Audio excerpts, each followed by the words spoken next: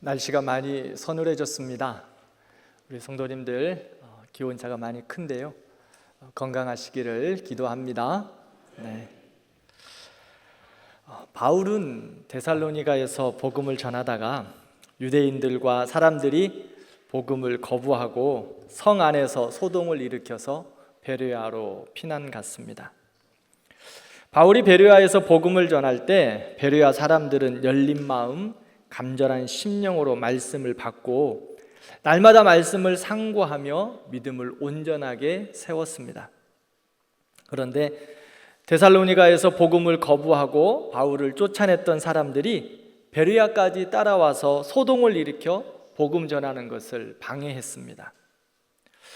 그래서 베레아 사람들은 급하게 바울을 아덴으로 피신시켰습니다. 아덴은 현재 그리스 아테네입니다. 바울과 베레아 성도들이 너무 급하게 오게 되어 디모데와 실라는 베레아에 남게 되었는데, 바울은 돌아가는 베레아 성도들에게 디모데와 실라를 다시 아덴으로 보내줄 것을 당부합니다. 이제 바울은 아덴에 혼자 있게 되었습니다.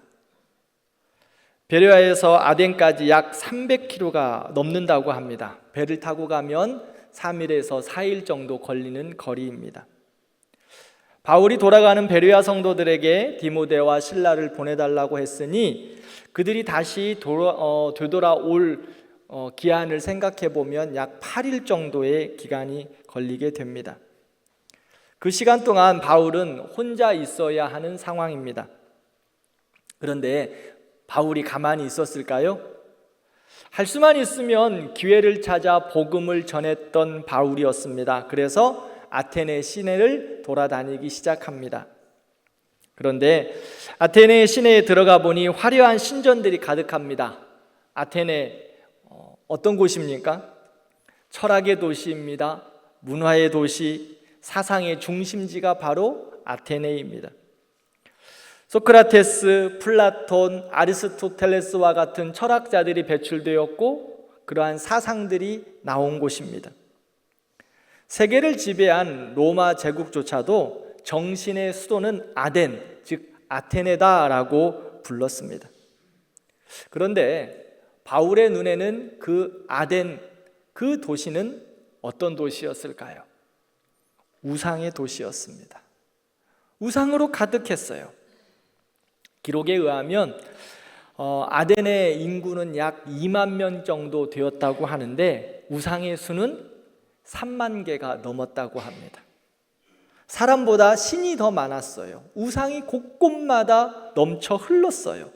길을 가도 신전, 광장에 나가도 제단, 우상, 시장에도 신상, 곳곳마다, 집마다, 곳곳마다 모든 신상들이 가득했습니다. 눈에 보이는 모든 것이 인간들이 만든 신이었습니다. 문화와 문명이 발달했지만 우상과 미신이 가득했습니다. 그들의 영혼은 하나님 잃은 황무지와 같았습니다. 과학과 문명이 발달되고 지성이 발달되고 도시와 문화가 발달되면 그것으로 가득하면 미신과 우상이 없을 것 같으십니까? 그렇지 않습니다. 과학과 문명이 발달돼도 그럴싸하게 포장된 우상과 미신들이 더욱 가득하게 되는 것입니다. 과학과 문명이 발전하면 정돈되고 바르고 깨끗할 줄 알았는데 도덕적 타락과 영적 혼란이 더욱더 가속되는 것을 볼 수 있습니다.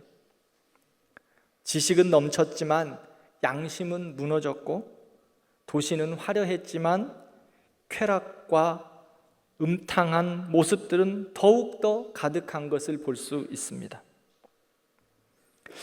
하나님이 없는 인간에게는 두 가지 신을 가지고 있다고 합니다. 첫 번째는 자신이 우상이 되어 자신이 하나님 되는 것입니다. 그래서 또한 세상의 모든 물질과 권력과 쾌락을 우상으로 만들어 그 안에서 살아갑니다. 제가 예전 교회에서 증권회사 지점을 오픈하는 예배를 드린 적이 있습니다. 집사님이 그 지점의 지점장으로 새롭게 임명받아서 오셨는데, 그 회사는 새로운 지점을 오픈할 때마다 고사를 지냈다고 합니다. 그런데 그것을 바꾸겠다고 그 지점장님이 목숨을 걸었습니다. 오전에는 신우의 사람들이 함께 모여서 예배를 드렸고, 오후에는 최고의 연주자들을 불러서 고객들을 초청해서 연주회를 열었습니다. 작은 회사도 아니고 우리나라 최고의 증권 회사입니다. 전문적인 지식과 기술이 집약되어 있는 곳입니다. 수많은 정보를 통해 투자 방향을 분석하고 기업의 가치를 판단하고 숫자로 미래를 예측하는 사람들이 모인 곳입니다. 과학적이고 지식적이고 합리적이고 이성적인 곳입니다. 돈과 정보가 가장 많이 모여 있는 곳이 그곳입니다. 그런데 그렇게 과학적이고 이성적이고 합리적이고 계산적이어야 할 그곳에 새로운 지점을 열 때마다 꼭 돼지머리 놓고 고사 지낸다고 합니다. 그들이 갖고 있는 지식과 논리로는 설명할 수 없습니다. 그러나 눈에 보이지 않는 불안한 그 마음들을 고사로 표현하고 있습니다. 제가 사석에서 이런 이야기를 했었습니다. 어떤 모임에서 아는 집사님들과 그런 모임에서 이야기를 했는데, 카이스트에서 근무하시는 교수 집사님이 목사님, 학교에서도 새로운 기계가 들어오거나 건물이 새롭게 지어질 때 고사를 지낸 적이 참 많습니다. 그렇게 이야기했어요. 카이스트, 우리나라 최고의 과학 기술이 있는 곳이 바로 그곳 아닙니까? 세상이 아무리 발전하고 문명이 아무리 발달해도 하나님을 모르는 인간의 마음은 여전히 우상과 미신의 두려움 가운데 있습니다. 그들은 신앙이 없는 것이 아니라 잘못된 신앙, 잘못된 믿음, 잘못된 대상을 섬기고 있는 것입니다. 바울은 이런 우상들이 가득한 문화와 예술, 철학의 도시 아덴을 향하여서 두 가지 반응을 보이고 있어요. 첫 번째는 16절을 보면 그 성에 우상이 가득한 것을 보고 격분했다라고 말씀합니다. 이 격분은요, 단순한 분노가 아닙니다. 하나님을 알지 못하는 그 영혼들을 향한 안타까운 마음입니다. 그것은 죄에 대한 분노입니다. 우상에 대한 분노입니다. 사탄에 대한 분노입니다. 하나님의 사람들은 우상을 보거나 마귀가 지배하는 미신들을 보면 마음에 영적 분노가 있어야 합니다. 지금 바울은 우상으로 가득하고 쾌락과 음행으로 가득한 그 사단의 지배 가운데 있는 아덴을 보면서 마음에 분노가, 거룩한 분노가 있습니다. 아덴에 약 4만 개 정도의 우상이 있었다고 그랬죠. 우상을 세워놓고 이름을 지었는데 이름을 짓다가 못 지어서 어떤 우상까지 있었습니까? 이름 없는 신. 이름을 짓다가 지을 수가 없어서 이름 없는 신이라고 붙여놓았어요.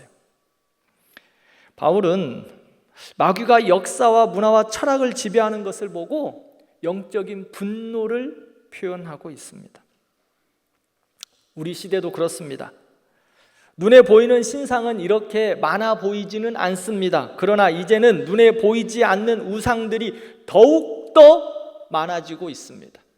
눈에 보이지 않는 우상들로 가득한 시대에 우리는 살아가고 있다는 거예요. 어떤 우상들입니까? 물질, 명예, 성공, 쾌락이 사람들의 마음을 사로잡고 그것을 우상화하여 살아가고 있습니다. 심지어 교회 안에서도 하나님보다 세상의 가치와 기준이 더 높아지려고 하는 현실에 우리는 직면하고 있습니다. 우리가 우리의 삶 속에서 하나님보다 물질을 더 앞세우고 있는 때가 있지 않으십니까? 우리의 허울도는 우상을 붙잡고 있는 것이라고 성경은 말합니다. 사랑하는 성도 여러분, 우리가 진짜 분노하며 탄식해야 할 일이 무엇일까요? 우리 일상을 살아가면서 우리는 너무나 많은 화를 내고 분노를 일으키기도 합니다. 그런데 화를 내고 분노하는 이유가 사람들 간의 작은 오해, 그리고 때로는 인정받지 못한 우리의 감정과 마음, 그리고 물질에 손해보고 내 마음에 상처를 입었을 때 화를 내고 분노합니다. 그런데 정작 세상이 하나님을 모욕하고 짓밟고 있는 그 현실, 복음이 가려지고 복음이 전파되는 것을 막고 있는 현실 앞에 우리는 어떻게 하고 있습니까? 복음이 전해지지 못하는 그러한 아픔 가운데 우리는 분노하고 계십니까? 우리의 삶의 모습 속에서 복음이 드러나지 않는 일에 우리가 분노하고 있으십니까? 바울은 아덴의 우상이 가득하고 복음이 전해지지 않는 그 현실, 복음의 길이 막힌 그곳을 향하여서 거룩한 분노를 표현하고 있습니다. 우리는 사람에게 분노하고 시기하고 질투할 것이 아니라 하나님을 대적하는 마귀의 역사에 분노해야 하고, 죄에 대하여 분노해야 하고, 복음이 막히는 일에 분노해야 합니다. 어떻게 하면 사람들이 하나님을 알게 될까? 이 우상과 철학이 가득한 하나님 없는 세상 속에 어떻게 하면 영혼들을 복음으로 깨울 수 있을까? 그런 마음으로 우리는 거룩한 분노를 가져야 하는 것입니다. 두 번째는 바울의 반응은 복음을 이제 선포하기 시작합니다. 17절을 보면 바울은 회당과 장터로 나아가서 복음을 전했다고 합니다. 바울은 늘 회당에서는 유대인들을 향하여서 복음을 전했죠. 경건한 유대인들과 지성인들에게 복음을 변증하고, 동시에 장터에서는 공개된 사람들에게 복음을 전하고 있습니다. 당시 아테네에서는 두 가지 철학 사상이 유행했습니다. 하나는 에피쿠루스 학파, 하나는 스토아 학파입니다.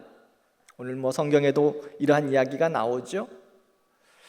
에피쿠루스 학파는 인생은 한 번뿐이니 즐겨라, 즐길 수 있을 때 즐겨라 라는 이야기입니다. 즉 쾌락이 행복이다. 너에게 가지고 있는 자유를 마음껏 즐겨라. 그것이 시간이 지나면서 에피쿠로스 학파는 쾌락주의로 빠지고 맙니다. 반면 스토아파는 정반대입니다.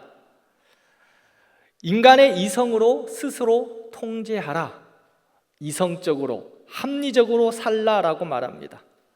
겉보기에는 절제와 철학의 미덕 같지만 실상은 인간 중심, 자기 중심, 그 교만한 세계관입니다.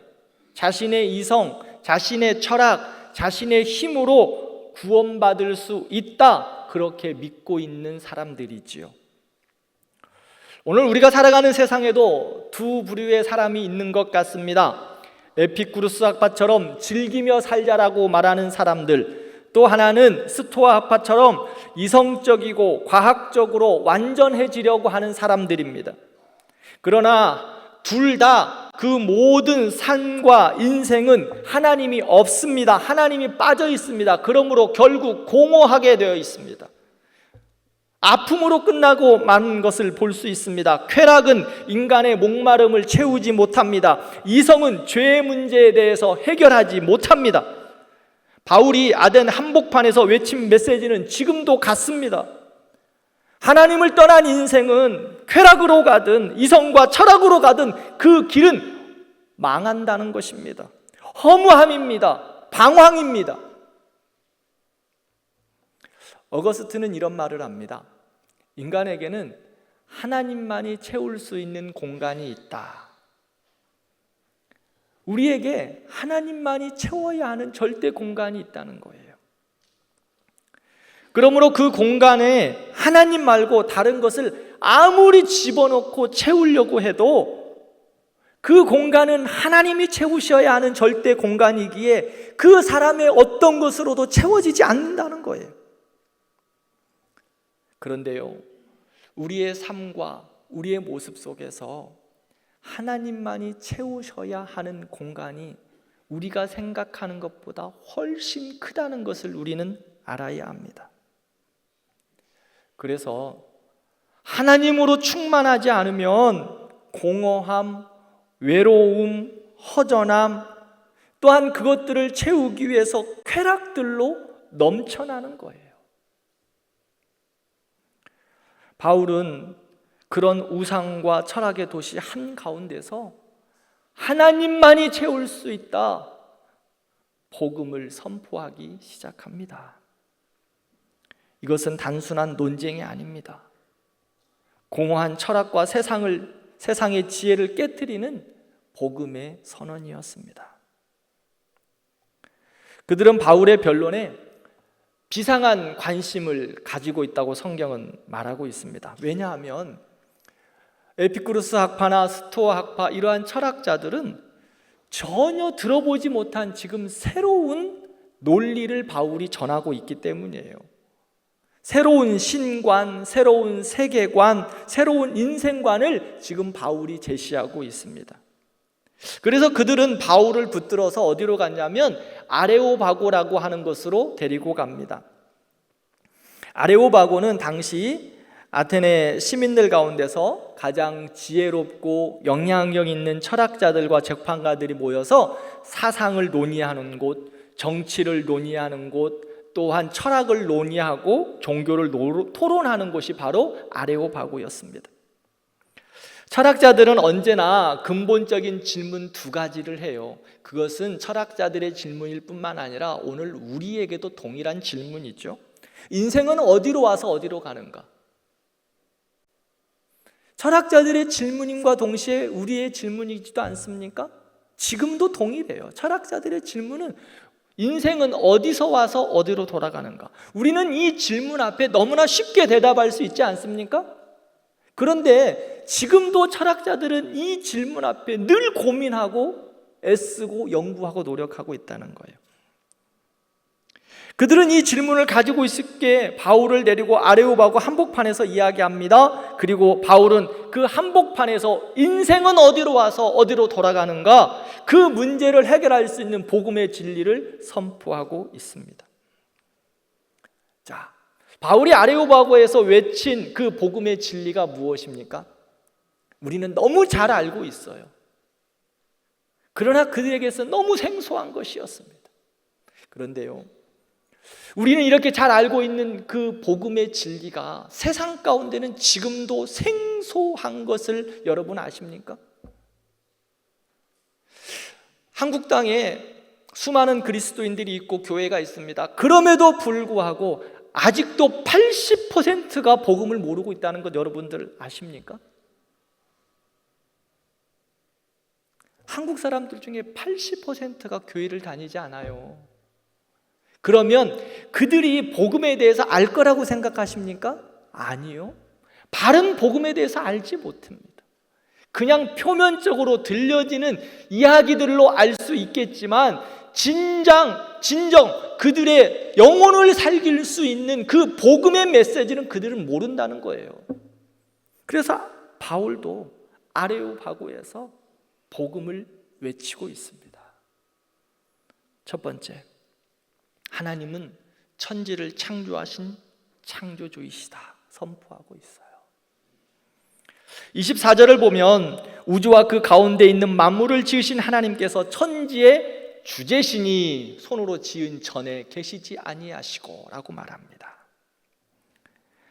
아테네 사람들은 철학과 예술, 학문으로 풍성한 삶을 살았습니다. 그러나 신과는 하나님에 대해서는 여전히 인간 중심이었습니다. 그들의 신은 사람이 만들었습니다. 사람이 돌로 세운 신전 안에 갇혀 있습니다. 그러나 바울은 담대히 선포합니다. 하나님은 사람이 만든 신이 아니라 사람을 만드신 분이 바로 하나님이시다.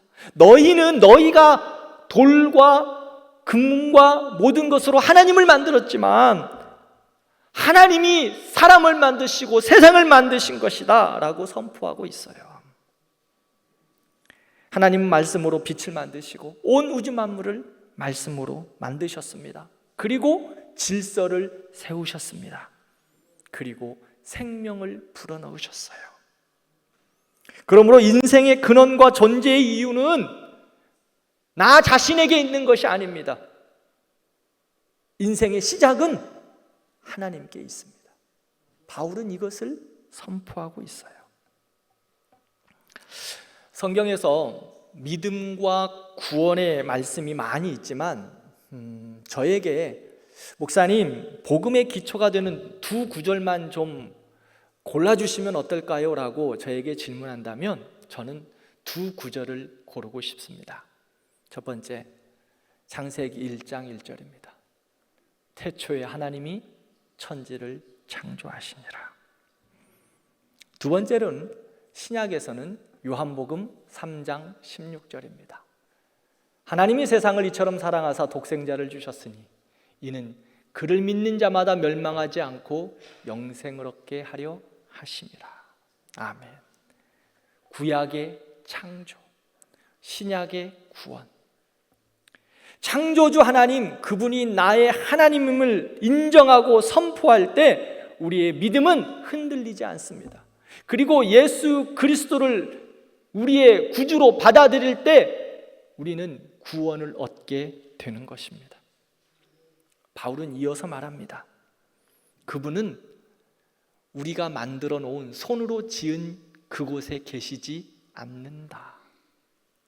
하나님은 우리가 만들어 놓은 건물 안에 갇혀 있지 않으십니다. 하늘과 땅의 경계를 넘어선 하나님은 온 우주에 충만하신 하나님이십니다. 그래서 하나님은 역사의 주인이십니다. 모든 나라와 민족, 모든 인생의 주권을 가지고 다스리는 분입니다. 그러므로 우리가 살아가는 모든 시간과 공간, 환경, 그 모든 것들은 우연이 아니라 하나님의 다스림 가운데 있습니다. 우리는 종종 하나님을 예배당 안에서만 찾고 있는 경우가 많습니다. 그러나 하나님은 주일에 예배당에만 계시는 하나님이 아닙니다. 월요일에도 하나님이고 화요일에도 하나님이십니다. 예배당만의 하나님이 아니라 우리의 삶의 현장에서도 온 우주 가운데 가득하셔서 우리와 함께 하시는 하나님이십니다. 예배당 밖의 세상, 우리의 가정과 일터, 우리의 삶의 자리에서도 우리와 함께 하시고 우리를 지켜보시고 우리를 다스리시고 우리를 인도하시는 창조주 하나님이십니다. 바울은 이 창조주 하나님을 선포하고 있어요. 두 번째, 하나님은 인간에게 생명과 호흡과 만물을 주시는 분이다 라고 선포합니다.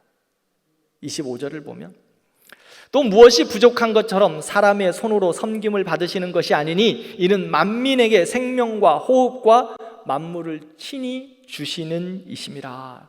아멘. 아테네 사람들은요, 신을 만들어 놓고 그곳에 음식을 바치고 향을 피우고 제사를 드리고 그러면서 자기들이 만들어 놓은 신 앞에서 그 신을 달래주고 있습니다. 그 신 앞에 무엇을 바쳐야만 내가 안전할 수 있다고 생각해서 날마다 그곳에 향을 피우고 제사를 드리는 거예요. 그러나 바울은 그런 신관을 완전히 뒤집었습니다. 하나님은 인간들의 뭔가에 도움을 받는 분이 아니라 인간들에게, 사람들에게 모든 것을 주시는 분이다 라고 말하고 있어요. 자, 아테네 사람들은 매일매일 지금 신에게 뭔가를 바치고 있거든요. 그런데 바울은 너희들이 바치는 것이 문제가 아니라 하나님이 우리에게 주시는 분이다 라고 말하고 있어요. 하나님은요, 피조물들의 뭔가에 의존하는 분이 아니에요. 하나님은 우리의 헌신, 섬김, 기쁘게 받으시는 분이시지만 그것에 의존하는 분이 아니라는 거죠. 우리가 하나님의 자녀로 마땅히 그분을 찬양하고 예비하고 섬기고 헌신하고 충성하고 헌금하는 거지, 하나님께서 그거 갖고라고 하시는 분이 아니라는 거예요. 오히려 하나님은 우리에게 생명을 주시고 숨을 주시고 필요한 모든 것을 공급하시는 분이다. 오늘 성경으로 말하면 주시는 분이다. 모든 만물을 친히 주시는 자다라고 성경 말씀하고 있어요. 우리에게 다 주신다고 말해요. 우리의 생명은 스스로 생겨난 것이 아닙니다. 하나님께서 흙으로 사람을 만드셨어요. 그리고 그 코에 생기를 불어넣어 주셨어요. 그래서 우리가 그 생기로, 그 영의 힘으로 살고 있어요. 하나님이 주셔서 사는 거예요. 호흡을 주셔서 오늘 우리와 지금 호흡하고 있는 거예요. 그래서 살아가는 거예요. 여러분, 우리가 숨을 쉬고 있다는 것 당연한 것처럼 여기시지요? 그런데요, 그것은 당연한 것이 아니더라고요. 때로는 가장 귀한 것을 우리는 너무 당연하게 여기는데, 그 가장 귀한 것, 당연한 것처럼 여기는 그 귀한 것이 하나님이 우리에게 선물로 주신 거더라고요. 호흡할 수 있다는 것 당연한 것처럼 여기지만 하나님이 우리에게 호흡할 수 있는 은혜를 주셨어요. 산소 누가 주셨어요? 하나님이 주신 거예요. 그래서 시편 150편 6절에 보면 호흡이 있는 자마다 여호와를 찬양하라 라고 말하고 있어요. 하나님 우리에게 호흡만 주셨습니까? 우리가 의식하지 못해도 우리의 생명과 삶을 다 지탱할 수 있도록 은혜를 주셨어요. 생명도, 호흡도, 재능도, 또 우리가 가지고 있는 은사들도, 우리의 물질도, 우리의 자녀도, 건강도 다 하나님이 우리에게 선물로 주셨습니다. 그러므로 우리는 받은 것을 감사하며 살아가는 거예요. 누가복음 12장을 보면 어리석은 부자 이야기가 나와요. 생명과 물질과 모든 것이 자기 것인 줄로 알았어요. 그래서 여러 해 동안 많은 것들을 쌓아놓았습니다. 그리고 그는 말합니다. 평안하다. 너무 행복하다. 먹고 마시고 즐기고 내가 하고 싶은 것 다 해보자. 그때 하나님이 뭐라고 그에게 말씀합니까? 다 내가 쌓고 내가 누리고 내가 준비하고 다 내 것 같았는데 하나님이 그에게 뭐라고 말씀하십니까? 생명이 네 건 줄 아냐? 내가 잠시 너에게 준 은혜로 빌려준 선물이야. 오늘 밤 내 영혼을 내가 찾아가면 네가 가지고 다 네 것이라고 주장했던 그 많은 것들 누구의 것이 되겠느냐라고 어리석은 부자에게 질문합니다. 사람은 자기가 쌓은 재산, 건강, 업적 다 자기 것이라고 생각하고 자기들이 통제할 수 있다고 생각하지만 성경은 분명하게 말합니다. 내 생명과 네가 가진 모든 것은 네 것이 아니다. 네 것 아니다. 사랑하는 성도 여러분, 우리가 가졌다고 주장하는 그 많은 것들 다 내 것 아니라고 성경은 분명히 말씀합니다.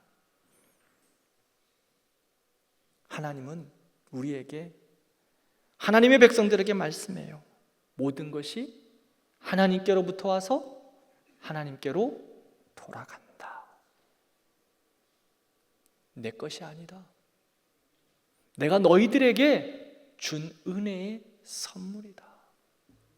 그러므로 네 것처럼 욕심 부리면서 너의 배만 채우면서 살지 말고 너에게 주신 그 많은 것들, 생명, 건강, 물질, 자녀, 또 여러분들에게 주신 은사, 그 많은 것들을 하나님 영광 위해서 그리고 선한 일에 사용하라고 말씀하고 있습니다. 우리가 살아갈 수 있는 힘, 호흡할 수 있는 능력, 이 모든 것이 하나님이 우리에게 주시는 은혜입니다. 바울은 아레오파고에서 하나님에 대해서 분명하게 선포해요. 하나님이 모든 것을 너희에게 주신 것이다. 세 번째, 바울은 예수 그리스도의 부활과 그리고 심판에 대해서 선포합니다. 바울은 마지막으로 복음의 중심인 예수 그리스도를 말하지요. 그의 설교는 단순히 하나님이 세상을 창조하셨다 여기서 끝나지 않습니다. 창조의 하나님을 믿는다면 이제 그 하나님이 세상을 구원하시기 위해 보내주신 예수 그리스도를 믿어야 한다고 말하고 있습니다. 31절을 보면 이는 정하신 사람으로 하여금 천하를 공의로 심판할 날을 작정하시고 이에 그를 죽은 자 가운데서 다시 살리신 것으로 모든 사람에게 믿을 만한 증거를 주셨다 말씀합니다. 정하신 사람은 누구를 가리키냐면 예수 그리스도를 말하고 있어요. 하나님께서는 예수 그리스도를 통해 세상을 심판하시며 그분의 부활을 통하여 그 사실을 모든 믿는 사람들에게 확실히 증명시켜 주셨습니다. 사랑하는 성도 여러분, 복음은 창조에서 시작하고 부활로 완성됩니다. 창조가 생명의 시작이라면 부활은 새로운 생명의 시작입니다. 바울은 철학자들이 가득한 아레오파고 한복판에서 예수 그리스도의 십자가의 죽으심과 부활 그리고 심판에 대해서 담대하게 증거합니다. 아테네 사람들에게 있어서는요, 부활이라는 그 단어는 아주 낯선 이야기입니다. 죽은 자가 다시 산다는 것을 들어보지도 못했어요. 그리고 알지도 못하고 깨닫지도 못합니다. 그래서 바울의 이야기를 비웃습니다. 그러나 바울은 굴하지 않습니다. 왜냐하면 예수님의 부활은 단순한 전설이 아니고 꾸며낸 이야기가 아니며 역사적 사실이기 때문입니다. 하나님이 세상을 향해 주신 유일한 구원의 방법이 있기 때문입니다. 그래서 바울은 담대하게 십자가의 죽으심과 부활 그리고 심판을 선포합니다. 너희들에게 반드시 심판의 날이 있을 것이다. 부활의 영광스러운 날을 그 경험하는 그날 우리는 심판 앞에 설 것이다 라고 말합니다. 히브리서 9장 27절 우리 잘 알고 계시죠? 한 번 죽는 것은 사람에게는 정해진 것이요 그 후에는 심판이 있으리라. 그렇습니다. 세상은 이 말 싫어해요. 심판이라는 말 그 자체를 싫어해요. 왜요? 죽음은 끝이라고 생각하기 때문이에요. 그래서 영원을 부정합니다. 그러나 성경은 분명히 말해요. 우리의 마지막 날 심판이 있을 것이다. 그런데 예수 그리스도를 믿는 하나님의 백성들에게, 하나님의 자녀들에게는 그 심판의 날은요, 구원의 날이에요. 영광스러운 날이에요. 그러나 복음을 거부하는 자들에게는 영원한 심판의 날이 됩니다. 이 사실을 바울이 알고 있었기 때문에 바울은 십자가와 부활, 심판을 선포하고 있어요. 왜요? 모든 민족이 구원받아야 하기 때문에. 말씀을 맺겠습니다. 바울은 우상이 가득한 아테네에서 복음을 선포합니다. 그의 눈에 보였던 모든 것들은 수많은 우상들과 신전이었습니다. 그리고 그것을 찾아 헤매는 사람들이 그의 눈에 들어왔어요. 화려한 도시 외면 뒤에 숨어있는 인간의 공허함, 슬픔, 아픔, 쾌락으로 가득 찬 그곳을 보았습니다. 오늘 우리의 세상도 아덴, 철학과 문화와 예술이 가득한 그 모습과 다르지 않습니다. 눈에 보이는 신상이 많이 사라졌지만 눈에 보이지 않는 수많은 우상들이 더욱더 많아졌습니다. 돈과 성공, 명예, 쾌락, 자녀, 나 자신조차도 신의 자리를 차지하려고 할 때가 많습니다. 우상은 돌이나 금속이 아니라 하나님보다 더 의지하고 두려워하고 집착하는 그 무엇이 바로 우리에게 우상입니다. 세상은 점점 더 발전하고 문명은 눈부시게 발전하지만 그 안에 우상은 더욱더 많아지고 있습니다. 아무리 소유하려고도 채워지지 않기 때문에, 아무리 높이 올라가려고 해도 올라갈 수 없기 때문에 더욱더 많은 우상들로 가득하고 있어요. 그렇다고 해서 그 우상으로 인생의 그 마음이 충족될 것 같습니까? 우리의 심령이 완전함을 얻을 수 있다고 생각하십니까? 아니요, 그럴 수 없습니다. 그럴 수 없어요. 왜요? 그 빈 마음, 그 허전함, 하나님만이 채울 수 있는 공간이기 때문이에요. 사랑하는 성도 여러분, 이 세상 가운데 우상으로 가득 차 있는 이 세대 가운데 복음으로, 말씀으로, 은혜로 채워가시는 우리 성도들 되기를 축원합니다. 우리의 가정 가운데, 우리의 자녀들 가운데, 또한 우리의 사업과 우리의 일상 가운데서도 우리의 모습 속에서 복음이 드러나 복음으로 채워가는, 그래서 복음이 전해지는 하나님의 은혜와 능력이 우리 안에 있기를 진심으로 기도합니다. 그래서 우리가 복음의 통로 되어야 돼요. 세상이 우상으로 가득 차다고 비판과 불평만 할 것이 아니라 죽어가는 영혼들을 바라보며 사도 바울처럼 거룩한 분노를 가지고 복음을 전해야 해요. 때로는 복음을 전하는 것이 어렵습니다. 그렇죠? 사도 바울의 1차, 2차, 3차 전도여행을 보면 바울은 전도를 하면서 수도 없이 어려움을 겪습니다. 때로는 한 달, 두 달 있다가 그곳을 떠나야만 하는 그러한 어려움도 있었고요. 오늘 본도 보세요. 데살로니가 사람들이 그 복음 전하는 바울을 곳곳마다 따라다니면서 지금 방해하고 있잖아요. 우리도 복음 전하는 데 있어서 쉽지 않습니다. 저도 알아요. 그러나 어두워져 가는 이 세상, 우상으로 가득한 이 세상, 공허함과 허전함으로 채울 수 없는 이 세상 가운데 죽어가는 영혼들을 향하여 우리는 복음을 전해야 해요. 그것이 주님이 우리에게 주신 사명이며 은혜인 줄 알고 바울과 같이 끊임없이 복음을 전하는 우리들이 되기를 기도합니다.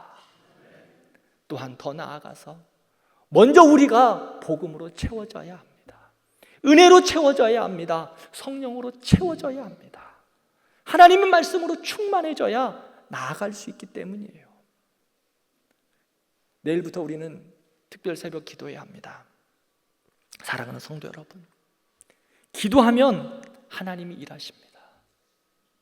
기도하면 능치 못함이 없습니다. 기도하면 하나님이 일하십니다. 복음의 역사도 우리가 기도하며 감당할 수 있습니다. 기도하며 다시 한번 우리의 마음을 말씀으로, 은혜로, 복음으로 채우는 시간들이 되시기를 바랍니다.